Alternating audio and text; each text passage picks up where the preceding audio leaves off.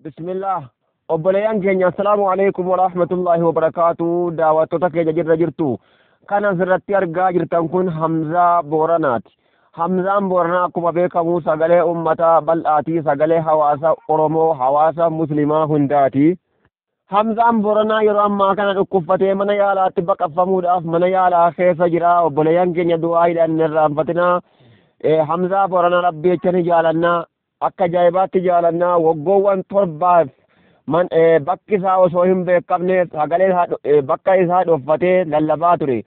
Sagalee hawaasaa ta'uudhaan, ka dhukkubfateef sagalee ta'uudhaan, ka rakkateef sagalee ta'uudhaan, kan cinqameef gargaarsa ta'uudhaan saba isaatiif hiyyaa lallabaa ture. Hamzaan Booranaa osoo hawaasa isaatiif Saawudii Arabiyaa keessatti osoo namni takka bakka kana jiraa hin beekne, osoo inni hin beekamne waggoowwan torbaaf Saawudii Arabiyaa keessatti of dhoksuudhaan gargaarsa tokko maletti osoo namni hin gargaarre ofumaa isaatiin sabaaf lallabaa ture, amantaadhaafis lallabaa ture. waggoowwan torbaan dabran keessatti seenaan isaa waan dagatamuu miti.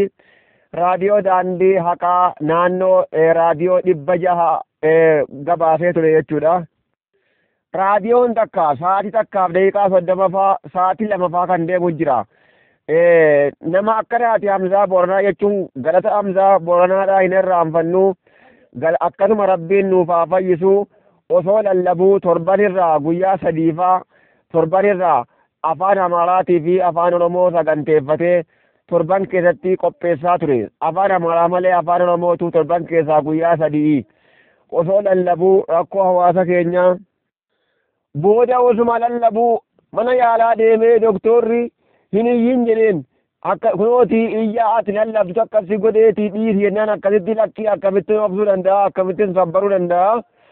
an hawaasa kiyyarraa sabbaruu hin danda'u jedhee ammas raadiyoo isaatti deebi'e. gizee booda ammas dhukkubfatee dadhabee mana yaalaa deemee sababaa sanitti biyya alaatii gale jechuudha. nu duraa dhukkubfate malee hawwiinsaa boodatti hin deebine sagalee isaa dadhabe.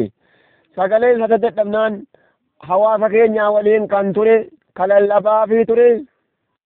namni akkasitti seenaa dhugaa akkanaa gabaasu hin jiru yeroo ammaa. namni akka Hamzaa Booranaadha. Hamzaan Booranaa akkuma beekamu kophaa isaatti hawaasa inni kophaa isaatti hawaasa malee nama tokkoo miti. akka nama meeqaati? akka nama miliyoona takkaati jechuudha.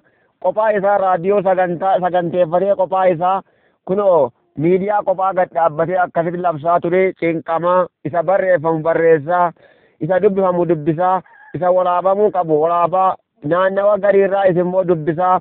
gaafa uummanni keenya Somaaleerraa namni 700 ol buqqa'u isa sagalee tahaa ture. isa shintibeetii yookaan mana fincaanii keessa dhaabbatee haasofsiisu, isas keessummeessaa haasofsiisaa. isa rakkateef sagalee tahaafi ture. Hamzaan Booranaa rabbi sarraa haa jaalatu. Hamzaan Booranaadha jechuudha. kunooti gaafa duraa biyya roorroo baqatee karaa Saawudii Arabiyaatti achi baqatee achiin Saawudii Arabiyaa keessatti dhokatee baqatee hin teenye achiin sagalee tahee dhuguma hoo dubbanne Hamzaa Booranaa kana eega rabbii fi rasuulaati hedduun jaaladha. akkaan hin jaaladha. rabbi isaa haa jaalatu. galanni isaa hin irraanfatamu. galanni isaa guddaadha. ummata muslima bal'aa biraallee galata qaba. ummata saba Oromoo kana biraallee galata qaba. akkasuma namoota afaan Amaaraatiin sagalee inni ta'eefi biraallee galata qaba jechuudha. hundumaa biraa'u Itoophiyaa guutuurraa'u galata qaba. muslima guutuurraa'es galata qaba.